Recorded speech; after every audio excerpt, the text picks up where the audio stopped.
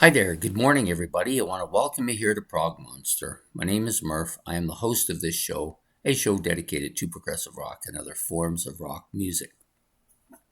So, it's that series time again. Yep, the series I'm running for the month of April, which is my 30 favorite rock bands that have a prog influence to their music.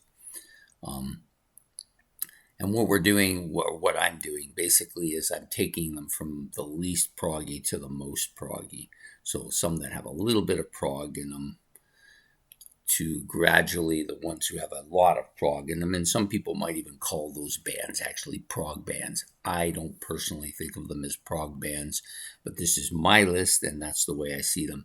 If you don't see it that way, you're more than welcome to see it whatever way you want. So, the band we're doing today has a fair bit of progginess, at least in their presentation. We're talking about Atomic Rooster here. So a lot of their album covers, as you can see, have a kind of progressive, almost science fiction-like flavor to them.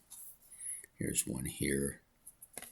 And then you've got another version of the same one I already showed you. And the last one. There we are. So basically with Atomic Rooster, this was a kind of I would say more of a psychedelic band with a large blues influence. So to me, those are the two main elements in the band. Heavy blues, very psychedelic. But there was a bit of prog in there, a lot of keyboard instruments. And so whenever you have a lot of keyboards, tend to have a proggy influence in it.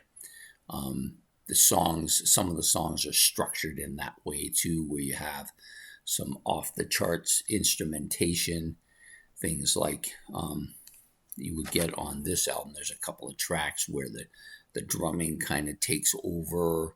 At times, the guitar soloing takes over. Keyboards are very dominant throughout. Maybe the most proggy of their albums might be this one here, their first one, which had also has Carl Palmer on it. Sorry, just drawing a blank for a sec. Carl Palmer on there. This one I like because it has that really kind of weird looking cover to it. Very good album. Lots of heavy stuff on this album, but a lot of psychedelic music. So when I think of Atomic Rooster, I think of a psychedelic blues band that had a heavy hard rock element to their music and a little bit of prog in there. That's the way I see them.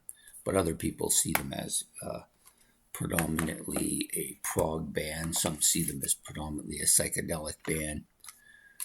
Some people see them as a heavy blues, hard rock band, but they have all those elements. But to me, when I think of them, I think of a psychedelic band with a proggy influence to it.